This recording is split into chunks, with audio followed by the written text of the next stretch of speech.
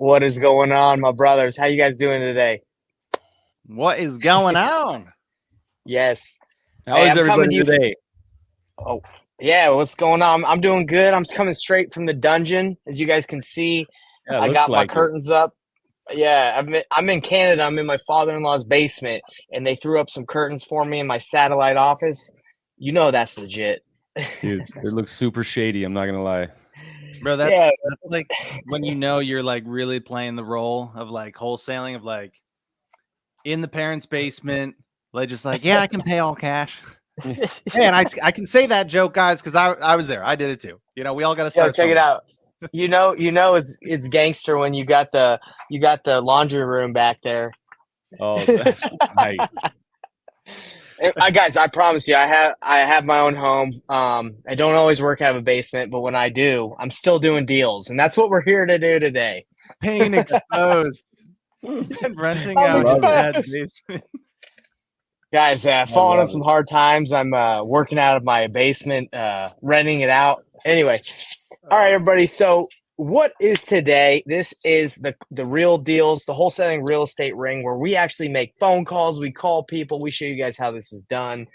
And just to show you guys, you can do this anywhere. I'm in Canada in a basement. We're still getting it done. Nathan Valley is in Connecticut. Lane is in Arizona. So just to introduce myself, my name is Nathan Payne. I've been doing wholesaling real estate for about 6 years now, done hundreds of deals, done millions of dollars in transactions, and I've done it from everywhere. I've done them from Canada, from Utah. It doesn't matter because you can do this job from anywhere. So that's who I am. Nathan Valley, tell us who you are. Yeah, what's going on, guys? My name is Nathan Valley, not to be confused with Nathan Payne. I've been wholesaling for about 5 years. Done a bunch of deals, bunch of different places. Some of you might have seen a 30-day challenge I did a while ago to where I picked totally brand new market, no contacts, no resources, nothing. And my goal was to do a deal in 30 days without spending any money on marketing. And we did I did a $20,000 deal from that challenge, which was pretty cool, and only worked on it like 2 to 3 hours Monday through Friday. So that was awesome. But yeah, it's just a little bit about me. Lane, how about you, brother? That's as easy as it gets, right? That's how it happens all the time in wholesaling. Oh, It's always. that easy. That was my journey from day one, That's it. obviously. Yeah. What's up, Easy everyone? I'm peasy. Lane Peterson. I have my company, which is 1, 2, 3 closed. That's how easy wholesaling is. One, you find a distressed seller, write a contract, sell that deal. 1, 2, 3 close. I've been wholesaling for last 15 it. years here in Arizona and all across the nation. Done thousands and thousands of wholesale deals, and I love it. I love it. We're here grinding and talking with sellers every day. That's what it takes. It takes talking to the sellers and knowing what to say on that phone, right? So, guys, that's the plan today. You hop in here because you want to see what it really looks like to talk to sellers. You want the realness, right? I'm really in a basement right now, right? And we're really gonna make some calls. So that's the plan. And as always, the promise is we're gonna pick up that phone. You're gonna hear some real conversations. So let's do it. All right, Nathan Valley, I know you got something on in the pipeline that we want to talk about, and we love to hear Lane's expertise on it. Yeah. So so this lead actually came in from yours truly, who's actually watching live with us right now. Julius, what's going on, brother? So What's up, Julius did an awesome Julius? job. He found this awesome lead, and and kept kind of like the foundational, the most important principle with wholesaling, which is he found a motivated seller. It's like, okay, the price, but did a really good job qualifying the lead, understanding the situation, getting the motivation, and uncovering all the information around that situation. And so despite the price, we're like, okay, no, this is an opportunity. So this is a deal we're still working on. It's in Texas. It's in Houston. Just spoke with the seller this morning. It's a 4-bed, 3-bath, 2-car garage, over 2,000 square feet. Nice home. It's in great condition. They just did a ton of renovations on it. On market or off market? Off market. They've done a ton of renovations on it. Now, as far as price goes, they want 330, but in that neighborhood, I mean, like the most the property sold for in that neighborhood is about 285. Could this sell for 285? Possibly, but like 285 is like ARV. ARV could maybe be argued even a little bit lower than that, between 250, 280. They wanted 330, but they're open to creative finance. But the thing is, they're motivated sellers. So they already moved out of state. They can't afford 2 mortgages. They're in Georgia. They don't want to rent it out. The house is vacant. They need to sell it now. So listing it, basically everything else is not an option for them. They owe 161. So they have a mortgage of 161,000 with a 2.75% interest rate. The PITI, so basically the monthly payments on the mortgage is $1,364. So $1,364. And so this morning I was talking about a couple different options with them. Was able to get them open to the idea of 300,000 with us taking over the mortgage sub 2, and then they finance the rest with 0 money down, and it'd be at 0% interest. Didn't talk to, I said the monthly payments would be about 385, which would make it, 0% interest over a 30-year term. And then we didn't talk anything about a balloon payment. So now, but the plan was, she sounded kind of on board with it. They don't need money up front in a down payment. It'd be nice, but they don't need it. For them, it's more about the number. And also, what was I going to mention? Yeah, I'm not too sure how the conversation went with her husband, if she got a chance to chat with him today. So I just had this conversation with her this morning. So where we're at is, and also I set the expectations of, hey, a lot's really going to depend on when we walk through the house. The house looks like it's in beautiful condition. Definitely probably the nicest house in that neighborhood, as far as interior and updates goes. I set the expectation with her. I was like, hey, look, here's what we can do. 300 is really pushing it. I don't know if we'll be able to, come up to that 100%. And a lot is really going to depend on the walkthrough. And so I set the expectation of, hey, here's what we can do. We can move forward. If that's a number I think we might be able to do, chat with your husband, see if that works for you guys. If we're able to where we think we might be able to make that work, we can move forward with an agreement, get something signed on paper. And then we'll do like a 5-day inspection period. And what that'll allow us to do is to get a look inside the property. And then also we'll have some of our unique relationships go take a look at it, because sometimes they're able to pay more than me for whatever reason. They got projects in it, blah, blah, blah. And if I'm not able to buy it, chances are they probably can. They're usually able to pay a little bit more for me. And worst case scenario, if they're not, I'll at least be able to tell you exactly why not and what price they would be able to pay.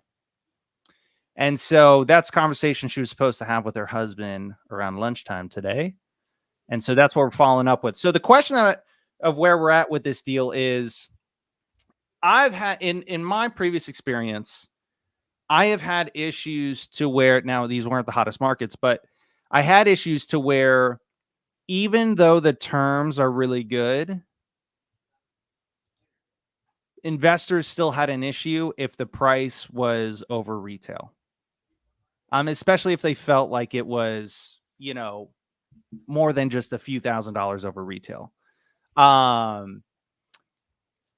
And Payne, I know we were talking about it earlier, and you feel like, hey man, this is a smoking deal. Like if they're okay with the 0% interest, 0 money down, and we're taking it over sub 2. And the market rents in the area are probably somewhere between $1,900 and $2,100, just going off of what she was saying. Don't hold me to that though. Yeah. So Lane, what's your opinion on it? Because I gave him my opinion. What's your opinion when you hear this? Tell me what's the loan balance? 161. At what interest rate? 2.75. And that total payment is what? 1,364. And you offered her an additional $350 a month for the equity? So, yep, she wanted, at first they were set on 330. They wanted a purchase price 330,000. So they came down to 300. And I said the monthly payment. So, and it's all still up in the air. And guys, this is what's so great with negotiating. My favorite word. What's that? What state is this in? Texas. Okay. Houston. Texas. So my Oh, favorite word is if and maybe. When it comes to negotiate, hey, if I'm able to do this, it might look like that. Hey, if we're able to do this, maybe, it'd be around here. So I said the payments would likely be in the 350 to 380 range. When you But say that, you're talking about 350 above what they owe. correct. That's 350 to 380 directly to the seller. Okay, that's the purchase price that you're throwing out there. No. He's saying that the Oh, that's the PITI. payment. That's the payment. Sorry. Yeah. So he's saying I'm gonna cover the PITI, and then on top of that, you're gonna get additional. Yeah, and you're doing this all with a purchase price of 300,000. Correct. And the Which ARV is pushing. ARV is around 285. You're saying? Probably, yeah. There is a chance it could actually I mean, just because of the renovations they did, there's a chance it could sell for 300, but I would say 285. Yeah, 280. Yeah, and in situations like this, is like they obviously don't want to take a haircut. They put $100K into it. Apparently, they don't want to sell it right now, and I'm assuming lose out. Like if they were to sell it on the MLS, that's why they don't want to sell with a realtor, because they're like, well, we don't want to pay fees. So I'm assuming that's what's going on. Yeah, it's a combination of that, but the time is really a big one for them too. I'd say probably mostly the time. They probably would list it if they had the time. And are they do they agree with you that if they listed it, they'd only get like 285? No, so they think it's worth more. Yeah. Okay. So me personally, when it comes to creative, I'm okay paying more than what the property is worth. That's totally fine, right? I'm willing to do that if you get the right terms. And it sounds like you're getting pretty decent terms to justify overpaying for it a little bit. You're getting 0% on that equity. You're paying $350 a month. So now it's just going to depend on how long you can get them to until they receive a payoff for their entire equity, right? If you're basing it on a 30-year, and if you can get a 10-year balloon all day long, I'd pay $300,000 for that property. I think that you're completely safe. You're paying down principal every single month, and by the time it comes to 10 years, you're going to have paid down that loan and the equity enough to where you're going to be sitting pretty after 10 years. Yeah, that's exactly what I said. Yeah. So I think you're totally fine. You're all in. You're about $1,714 a month, and that is PITI, right? That's taxes and insurance included. The 1,700 of what you're saying is PITI plus the seller financed. Yeah, so that 1,364, what their payment is, that includes taxes and insurance. Yep. Because Texas is, property taxes are they're way up there, so you got to make sure that that's included in that payment. And I think you're fine. I mean, you are going to have it. So it depends on what your strategy is. Are you going to keep this for yourself? Are you going to go and wholesale this? What's the strategy? Because a lot of new investors, a lot of people trying to get into the sub-2 game or what have you, they don't understand the value of that 2.75 loan. That is an asset. That's probably an interest rate that we're never going to see again in my life. I mean, I hope I do, but I don't know if I'll ever see it. The only reason we got it is because the entire nation got the flu. And so the government was just like, hey, we're going to just kind of print money here and give you free money to, help this pandemic because everybody's got the flu. I don't think we'll see that again. So that interest rate is worth paying a premium for. And so I think you're totally fine overpaying. If your strategy is to wholesale it, you might have a little bit of a difficulty wholesaling it just because any wholesale fee that you add on that, they're now paying more than $300,000. Right. So now they're going to be paying $310,000, $320,000. And that you might have a little bit more difficulty. But again, if it's a savvy investor that knows, I think that they would be okay with it still. But I would just recommend getting as long as you can on your term for that equity. Yeah. Usually, I've always done it to where I always 8 to 10 year balloon is kind of like the minimum of what I look to go for. Yeah, I have a hard time. I have a hard time getting 10 years. People, Bro, I they're did. like, oh, I did. 10 years. That's so long. I did a 2-year. Oh, Uh, that's aggressive. that's a gamble, baby. I was rolling that dice. I hope you bought it deep enough to where you're okay with that. I don't think I did, but we'll see. Well, good luck with just that one. cross them. And if you want to talk about that real quick, the reason that is aggressive is because the whole reason that we give them more time is so that appreciation and paying off that loan plays into our favor on those terms, right? Yeah, of 2 course. years, how much appreciation are you going to get, and how much are you really going to be paying down that loan? That's right. So I got 1 if year left, someone's only going boys. to give me Cross 2 them years, fingers. yeah, if someone's only going to give me 2 years, I'm gonna have to buy it deeper. Yeah. So, cool. That's the same advice. So you gotta, for this to make sense, Nate, you gotta get a balloon that's far out so we can ride depreciation. And So I'm personally, I wouldn't want to keep it.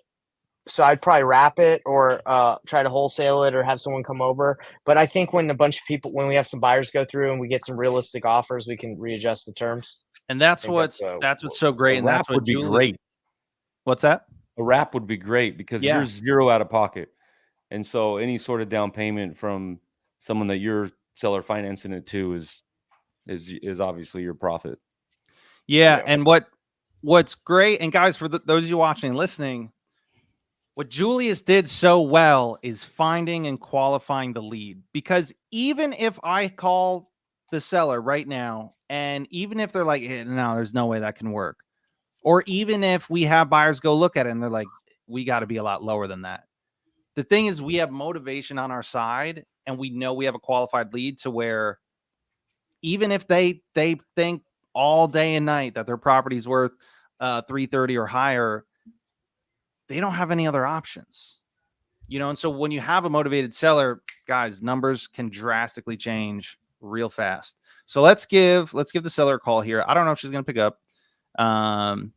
She didn't text me back, so she might be busy. So let's give her a call and see if she got to chat with her husband and see what they think.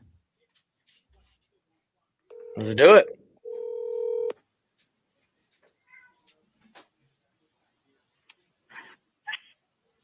At the tone, please record your message. When you finished recording, That's right to voicemail. It sounded like she was answering.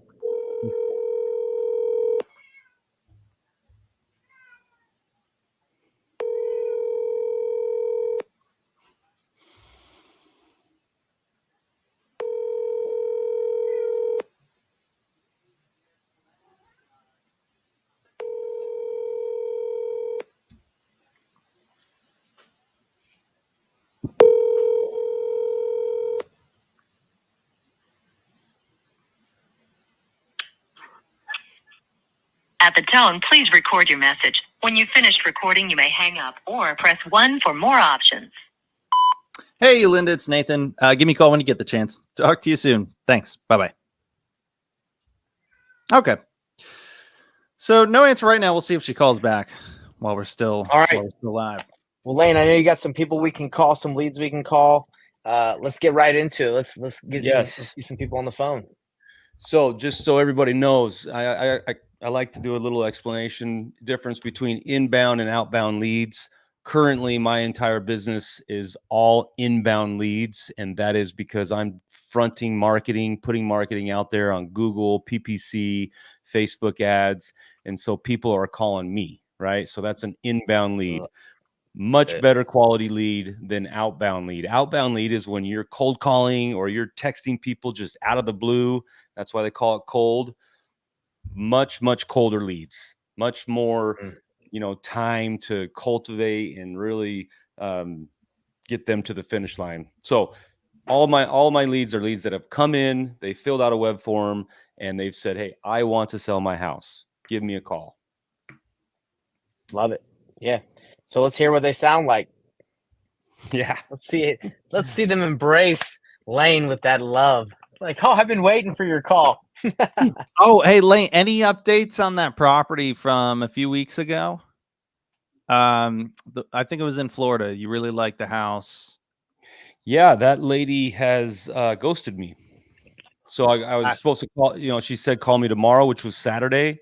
And I called her Saturday afternoon. No answer. So she's on my drip campaign. That was a super motivated seller. She was in the right price range. And yeah, no, I Think have someone not been else able got to get her? hold of her. What's that? Think someone else got her? Sounds like it. That's usually what happens. Lane, in your experience, do you ever try to call from like different numbers or other Yeah. stuff?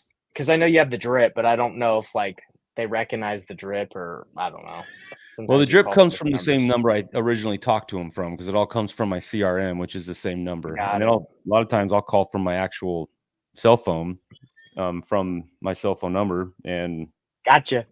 see if I can do it Surprise. that way.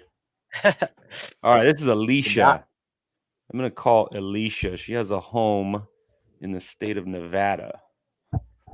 So Lane, do you usually use your phone when you're calling leads, or do you do it from the computer? But just on here, you do it on your phone. On here, I do it on my phone just because it's easier. Okay. But I usually call from my computer. Cool.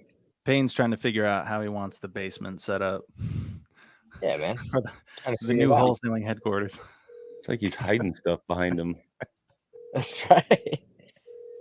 That's right, guys. I've fallen on some hard times. I'm wholesaling out of the basement. Please leave your message for It's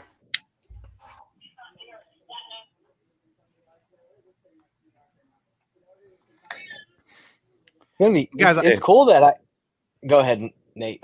I was just gonna say, guys, for those of you watching, I hope I called, right? No pickup, had to call twice, leave voicemail. Lane's calling, right? Getting voicemails, having to follow up. Person from a couple weeks before ghosted, having to follow up. Guys, this is why you hear again and again and again and again the importance of follow up, because I don't care how good you are, guys. This stuff happens. No matter how good you are. So that's where the follow up and just that sheer effort of getting on the phone with someone makes the world's difference.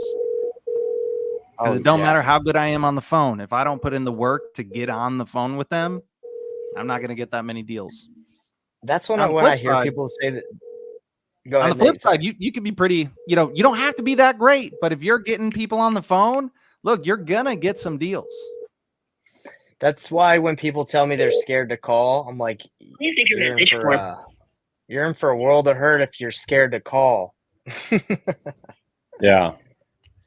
If you can't even call and that scares you, good luck, because you Okay, got so that to was call a Twaisha. lot. So Lane, for people that are watching, once you call and they don't answer, you throw them in that can't reach strip, right? Yeah, they'll get so this one's kind of weird because I actually sent her a text before we got on this, and it said, hey, thanks for reaching out. I'll be calling you shortly. And she responded and said, yes, she'd be available. Yeah, I'm sure she'll get called back. You know how places like Disney and whatnot, they now like have the AI like drone shows in like the sky where it's all these bots working. I wonder when we're going to start mixing those into like follow-up campaigns. Like call, text, like, all right, Please send the bot to her door. Send the bot to send the bot to spy on them, see what they're up to. Yeah, man. Okay, on to the next one then. It's so interesting. Like, there's through knocking, texting, cold calling, email, all these forms of communication, even social, right? I've gotten hold of people through social. It's like, which one? There's not one that's more effective than the other, really, because it just everyone has their different modes of communication now. Like, some people like email, some people like, some people don't answer their phones. So it's text. Some people like text. I've done deals where I've just texted the seller the whole time, and I'm like, how are they signing contracts and willing to do all this over text? But that's how they like it. Right. Very interesting. Like, for me, if I'm going to do business with someone, I got to get them on the phone. I got to hear their voice, see if they're real. Some people don't care. system 304. And guys, like again, when you're chatting with a real motivated seller, it's worth spending the time and effort. Like, like you were saying, call, text, voicemail, try to find them on Facebook, send a letter, a handwritten note, do whatever it takes to get them back on the phone. Because also remember wholesaling, guys, we work with distressed sellers. People are going through hard times that need help. And you are probably the only person that can help them. And so when you do find them or send a message on Facebook of like, oh, hey, just following up, and they're like, whoa, like don't feel bad because they're like, oh, are they gonna think I'm like some creepy person because I've been calling them and texting them and finding them on Facebook? No, they're gonna be thankful because you're solving a massive problem for them, and they're gonna be appreciative of it. Or they're gonna say, hey, circumstances changed, but thank you. And then life goes on. Yeah, and that's a big difference between the inbound and outbound leads, right? I mean, the outbound leads, when you are cold calling them or cold texting them, they can get a little little feisty going that route. Oh yeah. I've got At least, some. I've got some you got the opt-in books. You do? You got some crazy calls? Oh, everything I did in my previous company was all cold call. Like, 80% cold call leads. So, man, you want to talk about getting good at like having to pipe somebody down, like get them to calm down a little bit when they just open the gates, firing, cursing at you. I got really good at that. You're like, oh, sorry, I couldn't hear anything you just said. My phone was breaking up. What that always I heard. gets What industry were you in? Oh no, it was wholesaling. Oh, gotcha. Yeah. So we had a company out in West Michigan and bunch of cold callers, and yeah. You come across a couple cookies that aren't happy with you. That's funny, dude. Just dialing for dollars. Hello, is this Linda? Hello. Linda, my name is Lane. I am calling because you had reached out about your property that you were looking to sell. Is now a good time? I sold it already. It's already sold. Wow, you sold that quick. Did you get it in contract or did it? The people that were living there, we did an owner finance. You did an owner finance. Okay. All right. Well, hey. Taken care of. That's all you need to know. Thank you. Great. Anything changes, you let us know. Okay, never mind. That was actually so that's so good. I love these because there's a lot to take away from them. So, guys, on that call, right off the bat, she's like, it's all done. Lane didn't just hang up and get off the phone. No, we want to confirm that. Oh, okay, got it. So you already have it under contract, or it's you're past the closing date. All right. Again, we want to confirm because that answer can, it's already taken care of, or we already sold it. We might think that's a really simple answer, but guys, depending on who you chat with, people have a lot of different definitions. And if you're in this business long enough, you'll know that, guys, a deal is not done until it is past the closing date, everyone signed, and the money has been funded to all the appropriate parties. Yeah, I can't tell you how many deals I have gotten that they sold it to somebody else and it ended up falling out and it comes back around. It happens all the time. So that's why I was trying to understand with her, do you have it in contract or has it actually closed? Because if it's in contract, it's probably in contract with another wholesaler. And a lot of wholesalers don't know what they're doing and they end up asking for price reductions or canceling the contract. And then it just comes right back to you. If you can have that, build that rapport with them.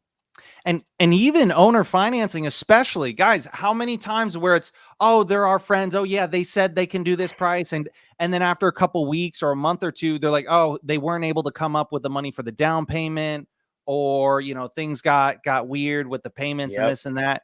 That happens I bet you she doesn't even have it. They probably don't even have any kind of written agreement. She probably thinks it's a done deal because she spoke with the people. They said yes, and they have a verbal agreement. If I were a betting man, that would be my bet. I would follow up with that. I would imagine too, because of... she just filled out my form this morning. I mean, that lead came in today. Yeah, for sure.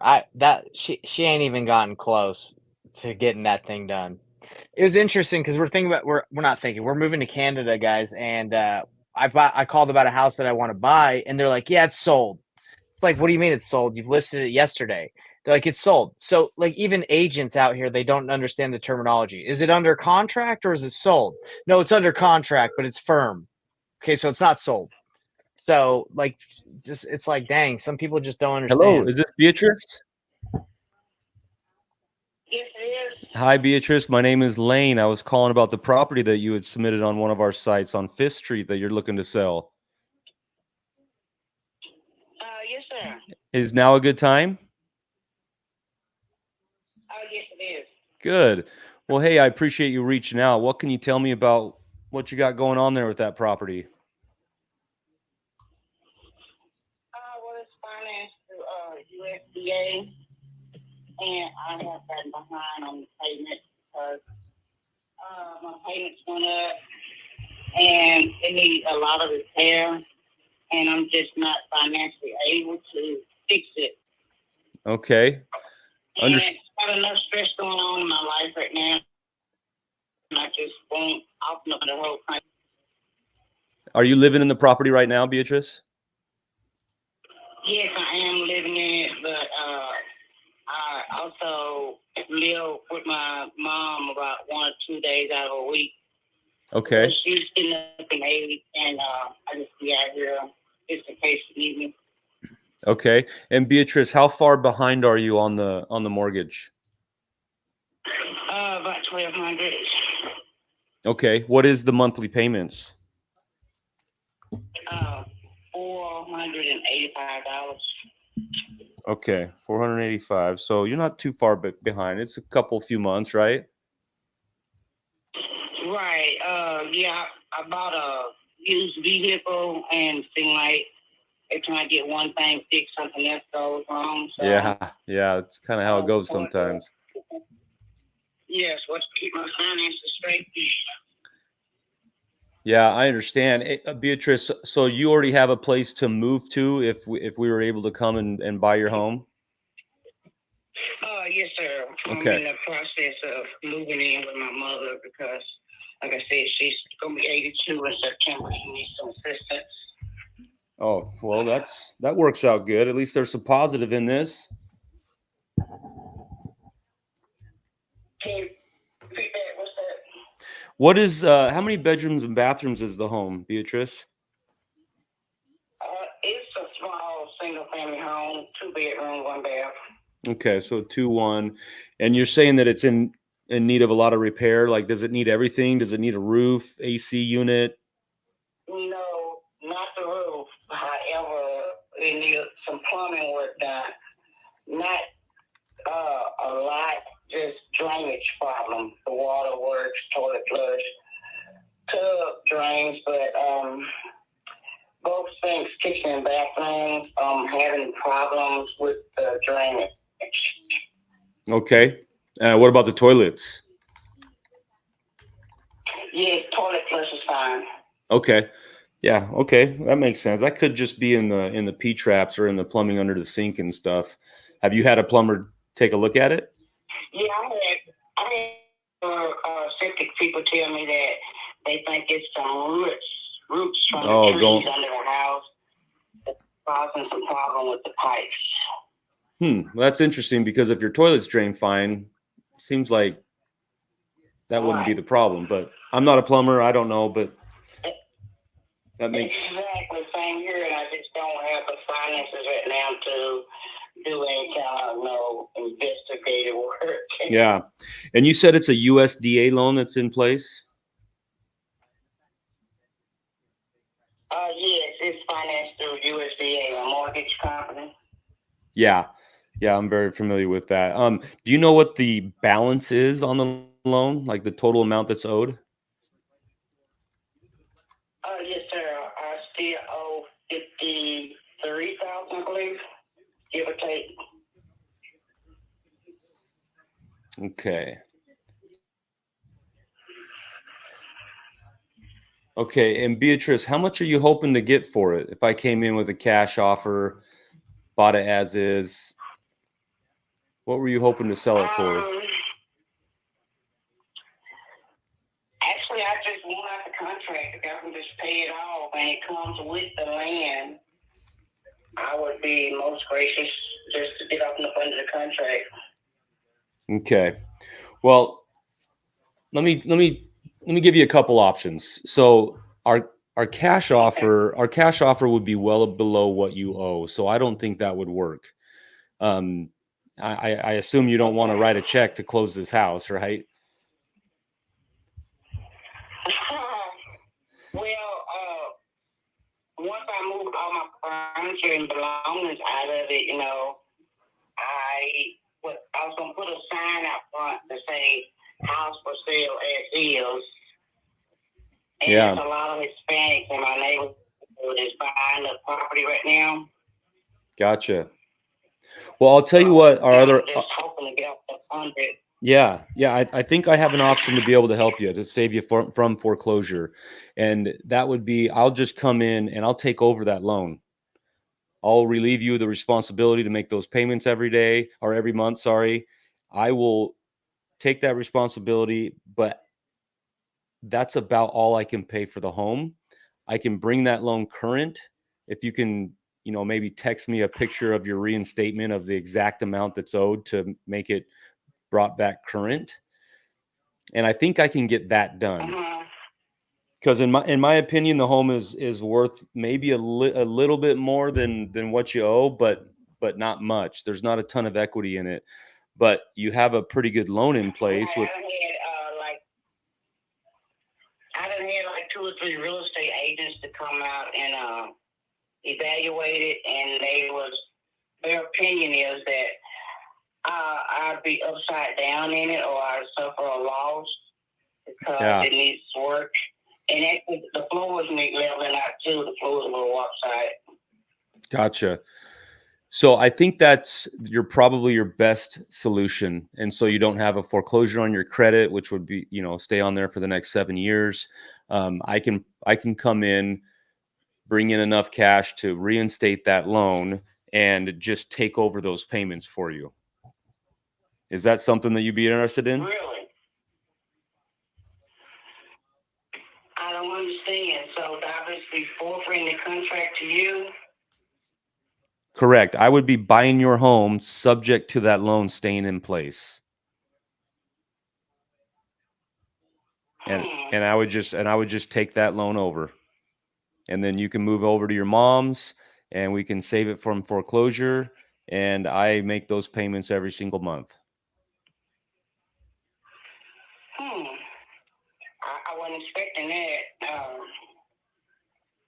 What if Let me ask you this, Beatrice. Do you know what interest rate that loan has?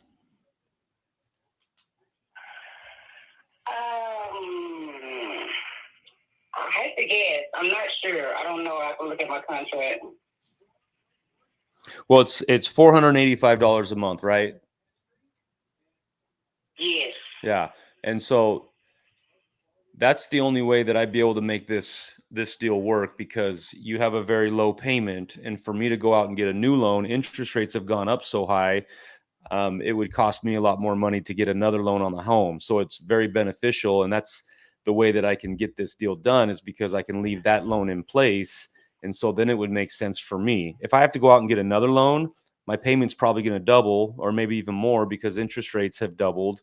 And so it would cost me a lot more money. And if I can leave that low payment in place, it makes the deal work for us. And to be honest with you, Beatrice, I don't see another way selling your home right now, because just like the realtors told you, you'd be upside down because of the amount that's still owed. Right. And so by leaving it in place, it makes it worth it for us.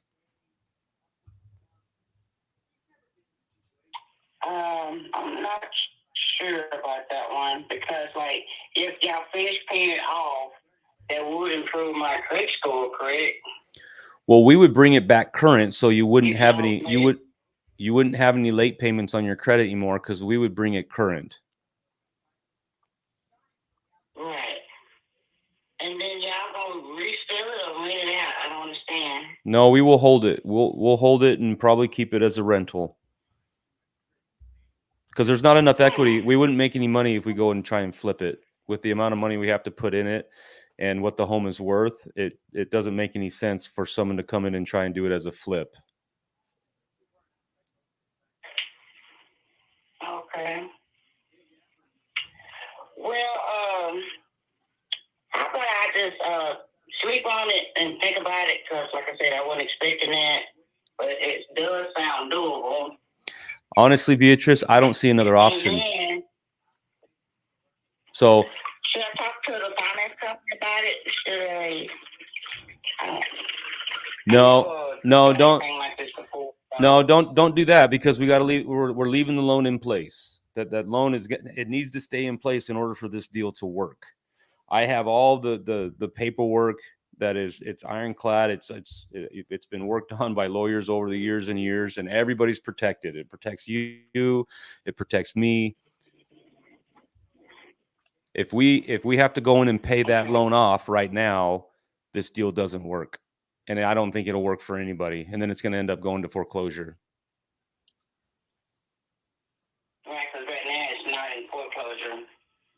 Yeah, probably one more month, though, it will Let be. me sleep on it, okay? Yeah.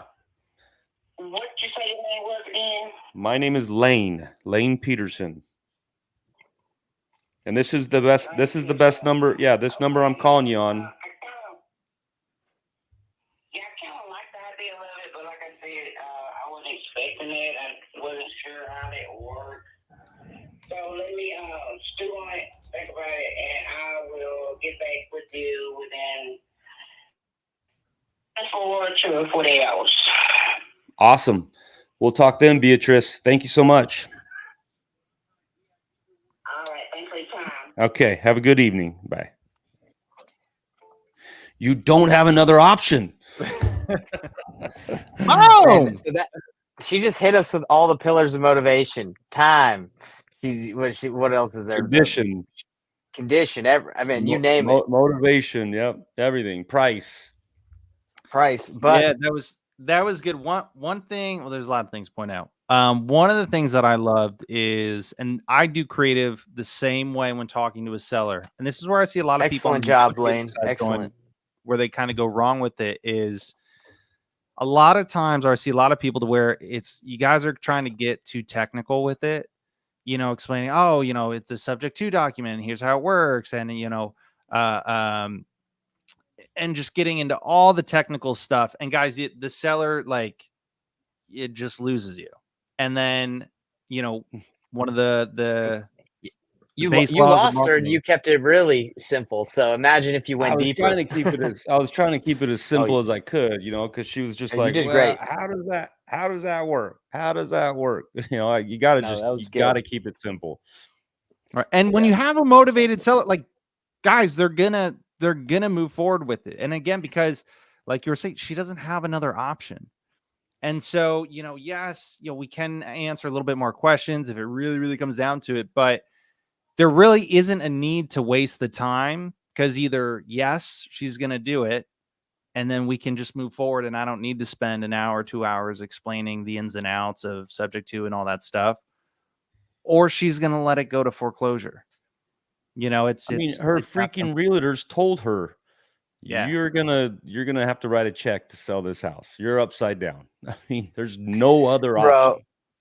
One of the investors that I worked with back in when I was brand new, what he would do is he would just buy it subject to or contract for deed, and he just wouldn't even tell him at the close. He would just do it, and because in situations like this where you have to buy it like this or it doesn't work, you just do it. But not saying you do that, everybody. But crazy. Some people just do it. I actually never thought of that, but in a situation like this, I can kind of see how that would work perfectly.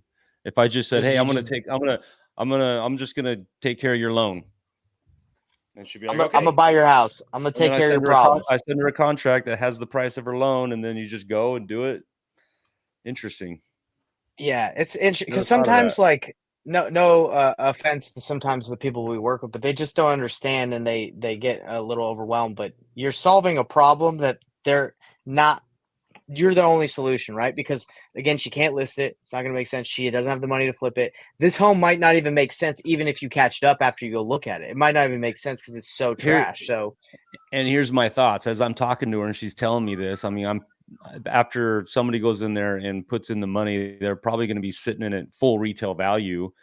But what I really liked, I don't know if you guys heard, is she said that there's a lot of Hispanics in that neighborhood that love to have houses in there or that are moving or whatever. right. And Family, that to right? me, I will wrap that house. So I will go and I will buy this thing subject to her loan, right, for $485 a month. And then I'll go sell it on owner finance to somebody for $80,000, get $20,000 down payment, and then they pay me double what my payment is to the bank. That's what is you're basically selling it on a wrap, right? With a subject to. Blaine, what are Love your it. thoughts on in a call like this where we just said, hey, just do it? What are your thoughts on just like getting the process going, and then when there's trust and you've sent people to the house and she knows this is real, then being like, hey, this is how we're going to do this is all technical stuff, but we're going to take care of you. Have you ever done that where you're just like, hey, let's just talk about that later down the line? Like, what do you mean? I Like think I not even understand explaining what you mean. not even Nate. explaining the Oh, Yeah. not terms, even just being like, explaining the sub to, and just being yeah, like, hey, I right. can pay off. I can pay what your loan balance is and get you caught up. Let me send you the contract and get rolling. Yeah, something like, hey, I think we can buy your house for what you owe, so you walk away and you don't owe any money. Something simple as that. You know what? I've never done that, Nathan, and I actually want to try it. I think So that do would I. work. I think that would have worked perfect in this situation. You freaking genius! Right. Why didn't you speak up? Yeah, and You know, guys, the reason why we're kind of throwing this idea back and forth is marketing 101. A confused brain always says no.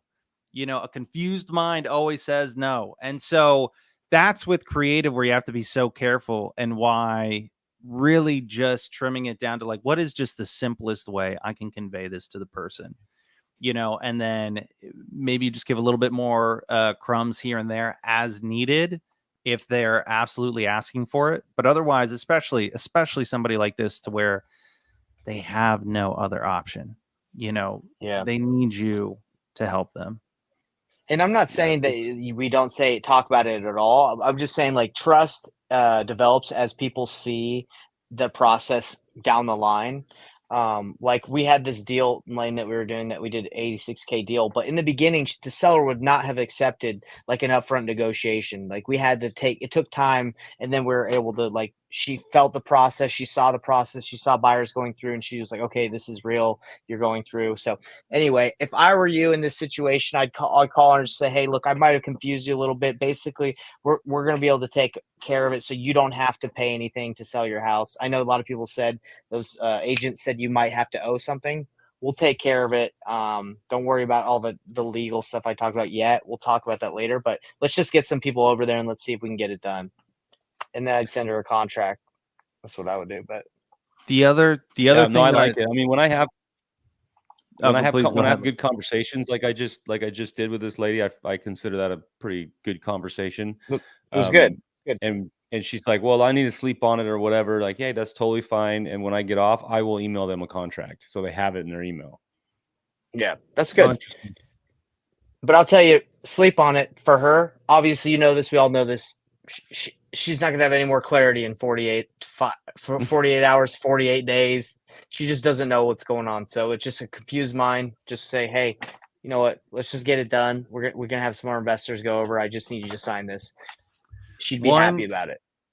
One kind of ninja trick that you threw in there was, did you guys notice how when he asked about the payment, right? So that the woman tells us, yeah, I already spoke to some agents. They said I would be underwater on the property, meaning she would have to pay money to sell her house. Right now, when Lane introduces the idea of subject to, he first says, he's like, my guess is you probably don't want to have to write a check to sell the house, right? Yeah. And you ask to confirm first because you never know what the person's going to say. Sometimes people, especially if they've had a conversation with the agent and the agent set their expectations to where they're thinking that they're going to have to spend money, that seller might be in a mindset of, I just hope I don't have to spend too much money. And they might be on board with that. And you can help that seller and solve their problem. And it's like, oh, okay, cool. Like, we can make this deal work because they're willing to pay, you know, pay that money. And it's so good. Yeah, I thought it was so good that you asked that. That was great. That was good. Ninjas. So I just had a lead come in, like just literally dropped in my CRM right now. This guy's name is John, and he lives in Louisiana. And Well, I you know just what that looked up means. I just You gotta looked up call the it, right? property. I just looked up the property, and he has it listed. So this is an on-market lead, but he's coming to me, right? I didn't reach out to him. So something's All right, going guys, I'm on. gonna let you guys wrap this up. I gotta get. Okay. That was All right, awesome, Wayne. Great job. Have fun in your basement with all your whatever you got going on down there. I'm about to wash some Hello, clothes. is this John? Yeah. John, hey, my name is Lane. I'm calling you about your property on Brighton Cove that you're looking to sell. Yes, sir. Yeah, my manage sent over your contact information and said that yeah, you're looking to sell that property. Tell me a little bit about what you got going on there. Well, we currently have it listed on the market. I see that. But yeah, we're trying to just sell this and get into just a 4-bedroom right down the road. So Gotcha. you know, I just figured I would explore different options. Yeah. So you're currently living in the property? This is your personal residence? Yes. Yes. Gotcha. Yeah, it looks like a nice home. I'm looking at the pictures right now. Oh yeah, it's got a brand new roof, brand new AC unit, outside unit. It's got a brand new condenser coil on the inside, and it's you know, good to go for a while. Okay, great. That is good information that I was going to ask, so I'm glad you beat me to it. As far as like, let's see, what year built is this property? It was we're the 2000 original owners, and it was built I think 2010. We bought it. So Yeah. 2009. Have you done any I'm trying to remember exactly. done any updating since then? Yeah, we've updated the floors, and you know, the roof and the AC units. Nice. Okay. The roof is like I think about 2 years old. It was replaced about a year after that Hurricane Ida that came through a couple years ago. Yeah. Yeah. Yeah. So the AC unit was replaced after Ida, and the roof through an insurance claim. So. Gotcha. Are you looking into the home down the street? Is it just bigger and more comfortable for your family?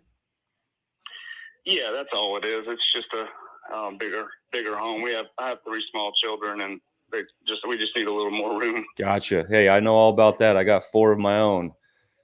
Yeah. What's the situation on that house you need to buy? Like, is it on market? Do you need to move quickly on it, or what kind of timing are you looking? We it's through a builder called DSLD Homes. They build, like, I guess what you call spec homes or whatever. Oh, gotcha. Yeah. We've already got a contract on that, and we're set to close on it July 23rd. And it's something. It's just this home was built the same way through the same builder, DSLD. Gotcha. And we were able to pick the plan out, the colors, the brick, everything. You know what I mean? All the details of the house, and we're doing the same thing with that one, but we were just kind of, we just listed this one about a month ago. Yeah. How much activity have you had on it since you've had it listed? Probably about 4 different visits, but not a whole lot of activity other than that. Yeah. What kind of feedback are you getting? No offers? Any feedback? Yeah, we haven't had an offer yet. But the feedback we're getting is that, like, basically they're always like, we like your house. It was a great walk. It's in our top 3. That's all they ever said. Gotcha. So, and your realtor, your realtor still feels like you're priced competitively? I mean, now that we had it on the market for this long at that price, he feels it's probably time to move it down like $5,000 or so to 10 grand, kind of thing. Yeah. So we haven't done that yet, but that would be the next step. Gotcha. Okay. Well, John, let me just tell you a little bit about us. We're a cash buyer. You know that. You reached out to us. And really what we're looking for, we're looking for situations where we can bring value. Your situation isn't the type of value we bring by rehabbing it and, finishing the house, redoing the whole house top to bottom to really get top value at it, because it's a beautiful home. Okay, you guys are looking to restore a house and sell it, kind of thing? Well, not necessarily. That's one option that we have, and that's one way that we bring value to the situation.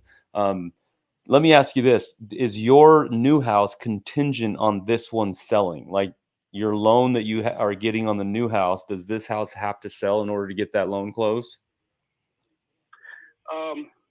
No, because qualify for our mortgage is only like $1,000 a month on this house. Okay. So we qualify for both houses, actually. Gotcha. So you don't necessarily need your cash out of this one, or are you needing your cash for the down payment on the other one, or do you already have that taken care of? I mean, we do, but we need to move it as soon as possible to replace those funds in our account, kind of thing. You know what I mean? It's kind of the only savings we have, really. So gotcha. So yeah. What's the loan balance on your current home? Well, yeah, we owe like $122 on this house. So we have a considerable amount of equity in this house. Right. So how much? The reason I'm asking these questions is because there is different options that people don't realize that you can sell your home. And if I was to come in and just pay you cash and buy it, quick and easy, close it as is, not have any realtor, I'll pay all your closing costs, I'll do all of that. I mean, I'm probably going to be around, I'd say 175, maybe 180. And I don't know if that gets it done. I don't know if that's enough or if that's the right option for you. Well, see, that's why I called you guys, because, by the time we sell our house and we have to lower it by, 10 or 15 grand and then pay the realtors 15 grand, you know what I mean? Mm-hmm. We're looking at only pocketing probably, selling our house for 240, we're probably coming out 220. You know what I'm saying? Right. Because we'd have to pay the realtor and everything else, probably come down with $5 grand for closing, all, you know what I mean? All that type deal stuff. So, we were kind of looking for something around, 225, if we were going to try to sell it to someone that going through the real estate deal, the realtor deal. Yeah. So. Yeah. And I can't get there on a cash deal. But I'll tell you what I can do. There's other ways to sell your home. Like I said, my cash would probably be 175. Are you at that point where that? We couldn't do that. Okay. Yeah. And I don't blame you. I don't blame you at all. I totally understand that. Instead of doing that, or instead of getting close to the closing time of your new house and whatnot, there's a couple other options that you might want to consider. A thing that's a really popular way of selling houses right now and buying houses is buying them with seller finance. So basically, you have a loan on this property, leave that loan in place. Let me take that loan over and pay you out your equity over time. I'll come in at closing with a down payment, that works for you, works for us, and then I pay you out the remaining equity over time. And that's what they call, seller finance. I don't know if you've explored that option or not. I'm not very familiar with that, no. Okay. Well, instead of lowering your price to get the house sold, why don't I pay you what you're asking, $250,000, and then you leave that loan in place and I pay you out your equity over time. That way you don't leave any of your equity, you don't lose any of that equity. You're going to make it. It just takes a little bit more time to get it. Like how long does that take to get it? We usually like I said, we can come in with a down payment. We can totally do that. And if I can get this approved, by my office, that will determine, how much you guys actually need, how much we're willing to do to make the deal work. But we come in with a down payment, and the remaining equity that's left, we like to have a 10-year term. And so at year 10, it's completely due and payable, but you will be receiving monthly payments along the way.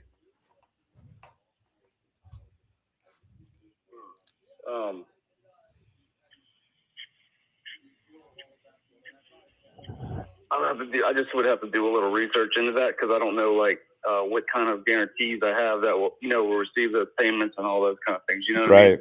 Yeah. No, I totally understand. And people know it as subject to. So I am buying your home subject to that loan staying in place. And then your equity, I'm paying you that out over time, just like I'm paying your mortgage. So what we do is how do you make money off of that deal? Like, I don't understand how you make money off of that. So the terms is what is attractive to us, because then I can keep that property. I can keep your loan in place, which is a great loan. I can't go replace that loan today because interest rates have gone up so much. And then it makes financial sense for me because I can keep it, as a long-term rental, as a short-term rental, but just as a long-term investment.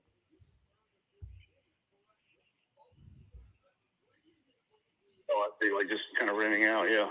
'Cause that's a lot of people are doing that in this neighborhood. They've kind of moved on, but they've kept the house as rental kind of thing. You know what I mean? Yeah.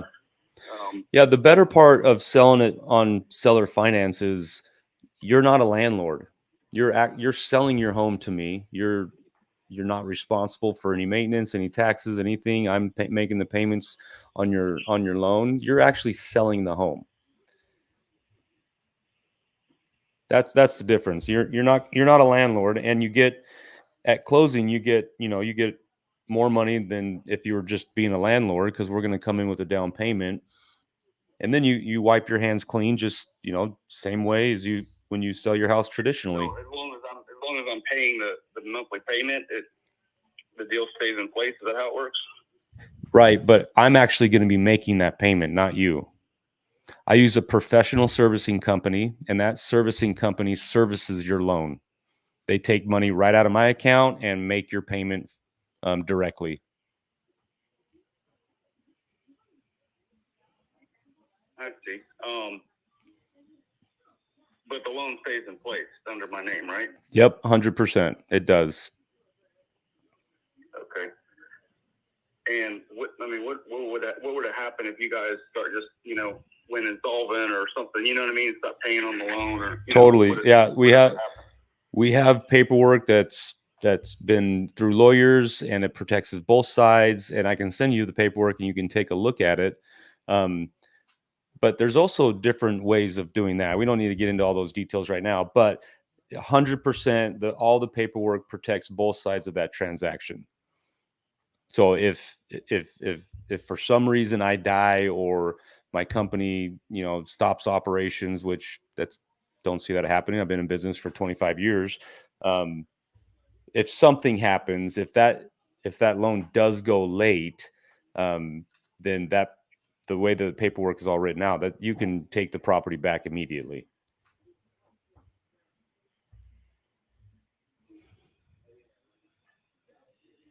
Okay, so that's how it works. Okay. That might be something I would consider. Can you at least send me something I could read up on that? 100%. Let me make sure. Did you give us your email? I put it on there. JP Acasio at Gmail. That's right. Yeah. Perfect. Yeah. I'll send you what our paperwork looks like. And there's all sorts of videos out there, and instructional videos because this isn't anything new. It's been around for decades. People have been buying houses with creative finance and subject to for decades.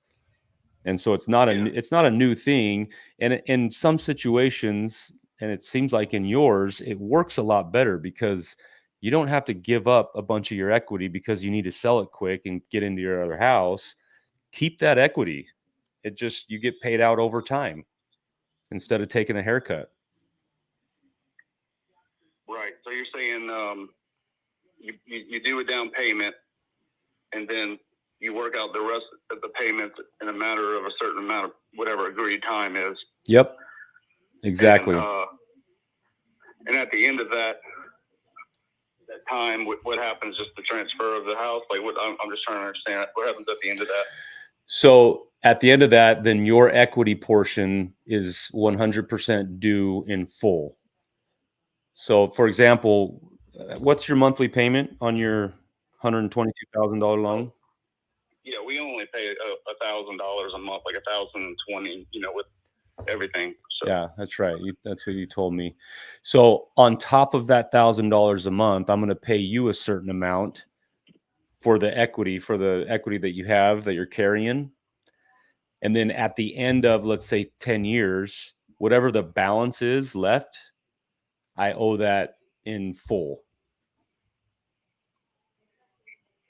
Okay, so it's kind of like that, and then you do a lump sum right at the end. Okay. Yep. Yeah, you'll get a monthly payment every single month, and then at year 10, whatever the balance is left, that is paid in. That's due in full. Okay. Yeah, if you don't mind, send me something. I want, because I got to talk to my wife about everything. Yeah. And another way. So it's not, we'd have to talk about to make sure it's something we both want to do. 100%. And another way that we do it, just if somebody isn't comfortable like deeding the property to us, is we can just do a contract for deed. Basically, it's a seller carry, but the title, the deed of the property stays in your name, and you and I have a contract for that deed. That makes people feel a little bit more comfortable, and we've done that many times as well. So there's just a couple ways to structure it. The concept's the same, but there's a couple different ways to structure it to where everybody's comfortable. Right. Let's see. Yeah, if you don't mind, send me the information on that. I'll read it over. Just give me a couple days to look at it. 100%. Yeah, and if you want me to jump on a call with you and your wife, I'd be happy to do so. Yeah, once I read that and think about it, because we need to do something, and we would like to get into the other house without prolonging the date much longer. I think we already pushed it back to middle of August. That's about as far back as we could push it. Yeah. But send that, and I'll take a look at it, and then we can talk again. Awesome. You'll have it in your email here this afternoon, John. All right. Thanks a lot. Hey, thank you. We'll talk to you soon. All right. Bye-bye. Nice. I don't know how smooth that went, but the pretty good. I thought it was really good. It went well, and that for me, like, that has been 80% of my experience with seller financing, except I would get like really into the weeds when I was inexperienced, and I would that one call would have been like 2 to 3 times as long for me. Just explaining all the different things. The one thing that I like to do a little bit different, and curious is if there's if maybe there's a reason you choose not to. I usually, the one thing with the seller finance subject to, they're always like, well, hey, what happens if, you stop making payments or whatnot? And I always love when they bring that question up, because I don't. What do you say?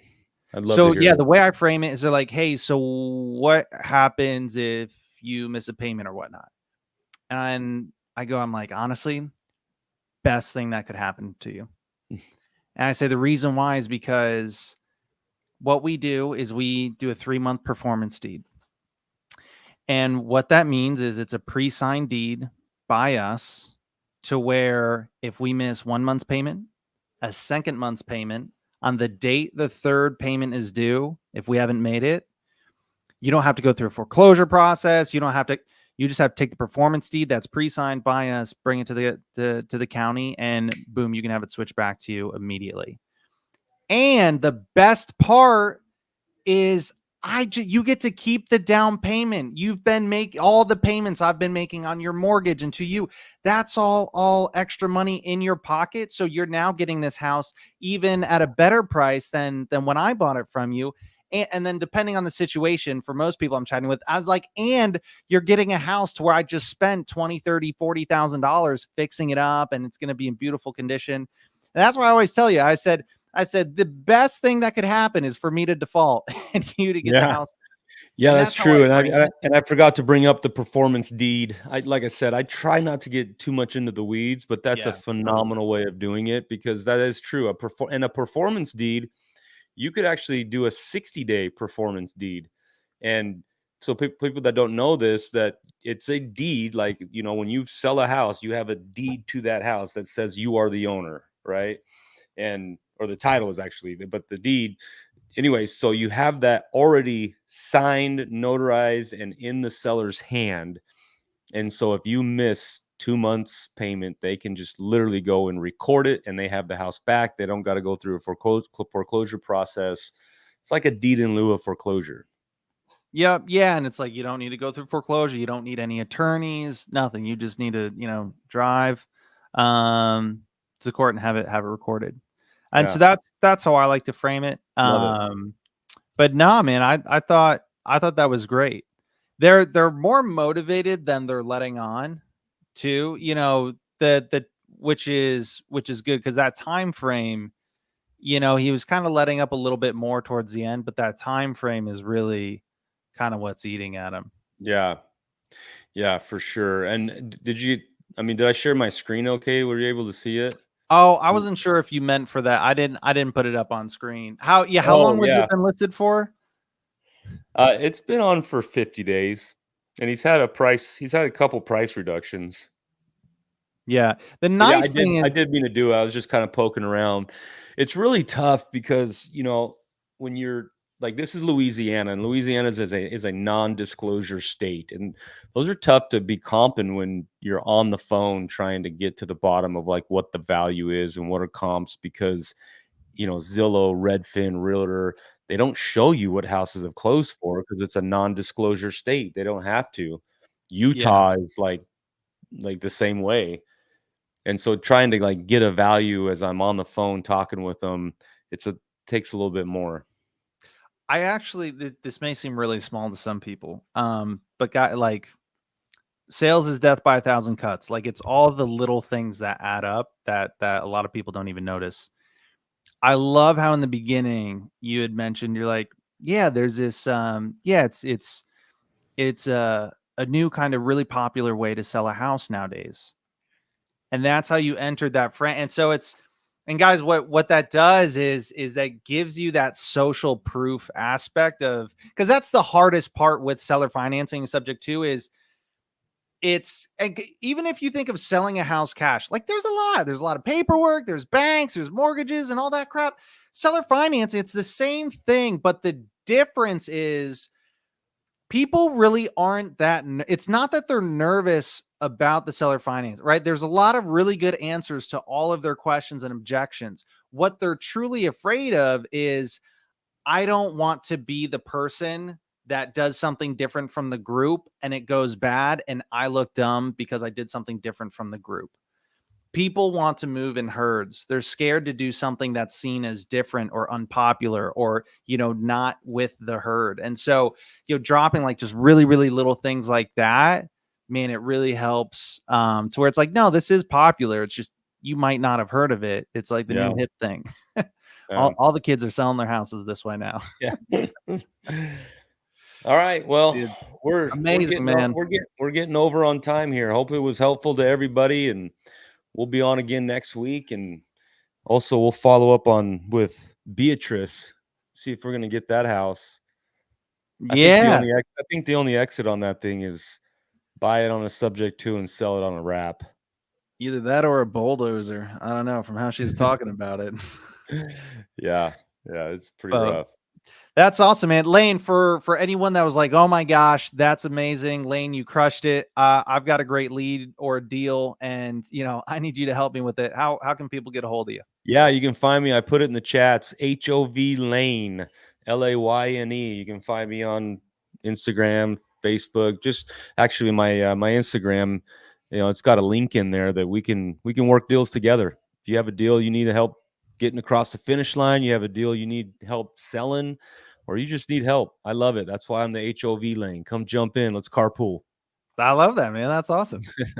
Awesome. Well, guys, definitely go check that out. And if you're into wholesaling or looking to get started in wholesaling, and if you want the hardest parts of wholesaling done for you, guys, go to painlessflipping.com. It's it's pretty crazy. We do the hardest parts for you. So check it out. Thanks for tuning in. See you guys next week. Take care, everybody. Thank you.